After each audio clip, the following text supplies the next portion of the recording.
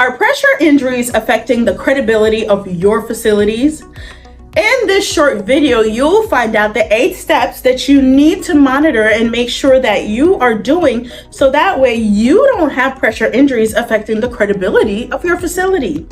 Hi, I'm Dr. Kacian Brown. I'm a board certified wound care specialist, and I have been taking care of patients with wounds for more than 10 years. In this video, you will find all the answers that you need so that your center can be a wound control facility. Don't forget, comment below and ask me questions. I am here to make sure you guys are the expert in the field. So let's get to it. Number 1, let's talk about pressure injury prevention plan. Pretty much that is your pressure injury. You have to do your management of your pressure injury and your education of your pressure injuries. So what does that mean? When a resident comes into your facility, number 1 thing that you have to do is your pressure injury risk assessment. The most common used tool is called a Braden scale. It's an 18-point scale that you use when a new resident enters your facility, and it looks at so many different things, and it calculates that patient's risk of developing a pressure injury. That is ultra important that you know how to use that tool and you know how to use it correctly. Number 2, what we're going to talk about is skin assessment. When a resident comes into your facility, you're going to have to look at everything from head to toe. Don't leave anything out. There is no crevice or no corner that is unturned, because guess what? Sometimes you turn a resident over and you find all sorts of wounds and pressure ulcers and sores and openings that it's not on the admission paperwork, and here you are, the great discoverer, finding that out. You have to document that when that patient comes into the facility. So that's important. Number 3, patient and family education. What that means, you have to educate your patient the do's and don'ts. Mrs. Jones, you have to get out of bed. Mrs. Jones, we have to turn you every 2 hours to make sure we don't improve the possibility of getting a pressure ulcer. Mrs. Jones, your dressing has to be kept clean. Family, it is important for you to come visit your mom and encourage her to eat. Family, it is important that the dressings are kept clean. Those are very important things to help to reduce your risk of having a pressure injury in your facility, believe it or not. It sounds simple, but it's true. All right, number 4, nutrition and hydration. I touched on this a little bit, but let's do it again. Elderly people don't like to drink fluids, right? It is a well-known fact. So a lot of times you'll give them some water throughout the day, and it might be like 2-3 ounces all day. They haven't drunk it, right? So that's where nutrition and hydration come in. Are they eating enough? The appetite is suppressed when you get older. The taste buds aren't as wonderful as they were when they were younger, so they don't want to eat. And then they don't want to drink. So how is the body going to get the right nutrients that it needs, right, to heal that wound? That's where you come in. So sometimes you have to get a nutritionist to take a look at what they're eating. You have to look at their plate. If you give them a plate full of food and they're only eating a third of it, well, guess what? They didn't get all those nutrients. They got a third of the nutrients. You have to supplement them sometimes, right? Sometimes you have to just supplement protein. Sometimes you have to supplement entire meal shakes because for whatever reason that resident isn't eating or drinking. Hydration. A lot of times they won't drink, like I said. So therefore, you're going to have to give them hydrating foods like fruit, like watermelon has a lot of fluid in it. So therefore, they're going to get hydrated based on what you're feeding them. So those are some things you have to pay attention to with your residents. All right, let's move on. Moisture control and skincare. This is so important. Our skin is not made to be in moisture for a very long time.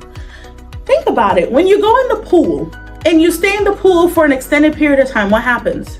Your skin wrinkles, it turns white, it starts to shell off. You can go like this and scrape off the skin. We're not made for that. We're land animals. We're not marine animals. So therefore, when your resident or your patient is laying around in a moist environment, their skin is going to break down more, right? So you're going to have to make sure that you're maintaining the moisture in the skin.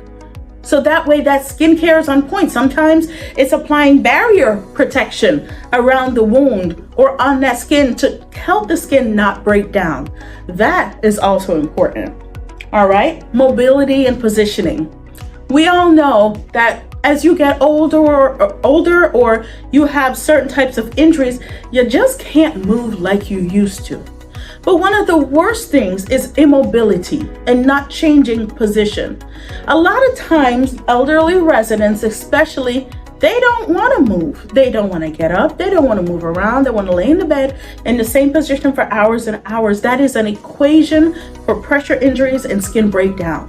So sometimes you have to educate them, encourage them, help them move, or sometimes you have to turn the patient every 2 hours. You have to reposition them. You're helping them. They don't know these things. So that's where your education comes in. Mrs. Jones, you have to move. Mrs. Jones, come on, let me turn you. Mrs. Jones, you've been on your back for 2 hours. No, let's turn on the side a little bit. Let's get some air underneath there. So that's one of the things you need to pay attention to. Friction and shear. Friction and shear is basically the forces that are applied to the skin. And therefore, that'll cause the skin to break, crack open, break down. So you gotta be careful. For example, a patient is sitting up in the bed and gravity occurs, or they get tired and they slump down. That is enough, believe it or not, to cause a wound. So you gotta pay attention to friction and shear. That goes back to the positioning of that patient. And last but not least, medical devices, right? There are offloading devices for wounds and pressure ulcer prevention, right? Like a wedge pillow or a low air loss mattress or like a Roho cushion, a gel cushion, anything like that. Boots for their feet, especially if their heels are on the bed. They're offloading devices. But did you know that medical devices can cause pressure ulcers as well? So for example, this is very common. You got a patient who goes and they did something to their foot, they broke their foot. Right? And they're in a post-op boot. If that boot is resting on that patient's foot, heel, calf, anything like that, that is pressure. And guess what? That's going to cause breakdown of the skin. So very easily, that post-op boot is a medical related device that causes a pressure. So now the patient is healing from the surgery, they're in a post-op boot, they can't move around, they can't position too good, and now you have the boot causing, guess what? A pressure injury. So the astute practitioner, provider, nurse, wound care nurse that's taking care of him has to be able to recognize that and say, hey, this boot is resting on the side of the calf or the back of the calf or the ankle or whatever. Let's go ahead and offload it. Let's go ahead and get something to cushion it so that way this patient doesn't break down. So those are some of the things that you have to pay attention to when you have a resident that comes into your facility. If you're doing all these things, you're going to have a wound control facility. Don't forget, leave a comment below. Ask your questions. I am here for you to make you the expert on preventing pressure injuries in your facility and increases in your facility's credibility. If you enjoyed this video, I invite you to click the Learn More button below. That way you can understand more about pressure injury, prevention, and management. Partner with us so that way you can become a wound controlled facility.